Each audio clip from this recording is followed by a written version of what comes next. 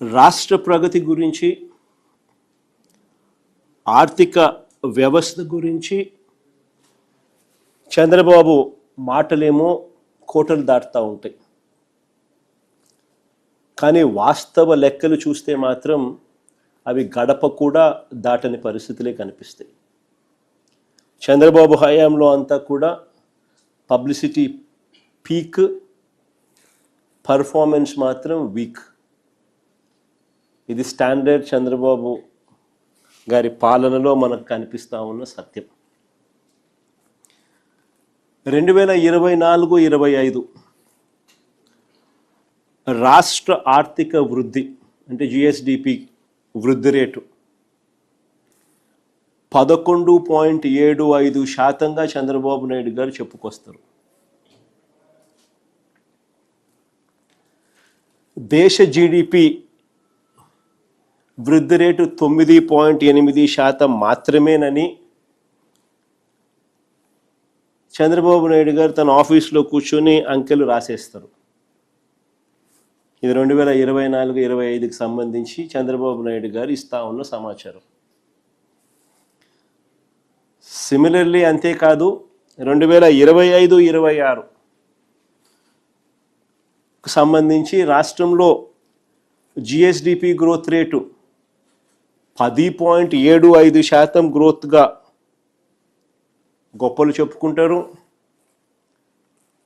ఈ 25-26లో దేశ GDP growth rate 8%, కానీ రాష్ట్రంలో 10.75% నమోదైంది అని చెప్పి చంద్రబాబు నాయుడు గారు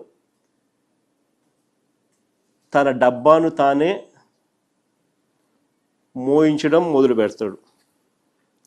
ఫ్యాబ్రికేటెడ్ నెంబర్స్తో తన డప్పు తానే కొట్టుకోవడం మనకంతా కూడా కనిపిస్తూ ఉంది. నేను ఒకటే అడుగుతా ఉన్నా, జీడిపిలో అంటే రాష్ట్ర వృద్ధి రేటు అని అంటే రాష్ట్రం పురోగతిలో ఉందని దాని అర్థం. Primary sector, secondary sector, tertiary sector అన్నీ కూడా పురోగతి సాధిస్తున్నాయి అనేది దాని అర్థం.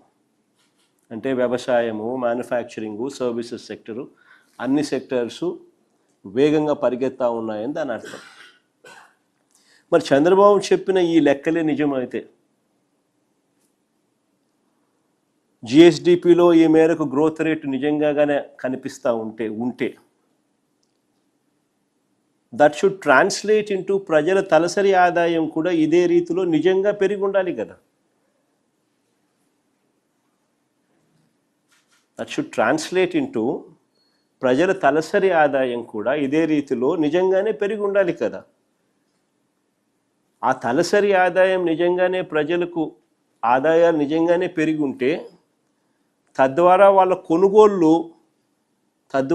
కొనుగోలు శక్తి కూడా పెరగాలి కదా. సో కొనుగోళ్ళు కూడా పెరగాలి కదా, పెరిగి ఉండాలి కదా, కొనుగోలు కూడా పెరిగి ఉండాలి కదా. తద్వారా ప్రభుత్వానికి వచ్చే ఆదాయాలు ట్యాక్స్ రెవెన్యూస్ కూడా పెరిగి ఉండాలి కదా. అంతా కనెక్టెడే కదా. రాష్ట్రం పురోగతిలో ఉంది, జిఎస్డిపి గ్రోత్ రేటు వృద్ధి రేటు విపరీతంగా ఉంది అని అంటే ప్రజల చేతుల్లో డబ్బులు దండిగా ఉండాలి. ఆ డబ్బులతో ప్రజల కొనుగోలు శక్తి పెరిగి ఉండాలి. తద్వారా రాష్ట్రానికి వచ్చే ట్యాక్సులు పెరిగి ఉండాలి. ఇవన్నీ సైక్లికలే కదా. కానీ అది జరిగిందా,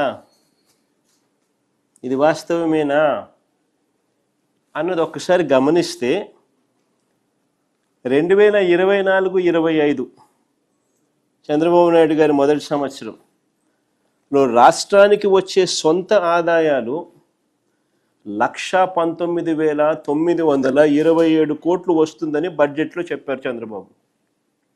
అప్పుడు కూడా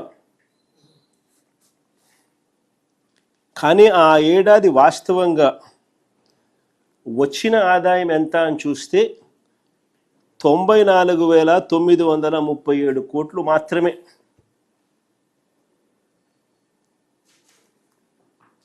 ఇంకా ఆశ్చర్యం ఏమిటో తెలుసా,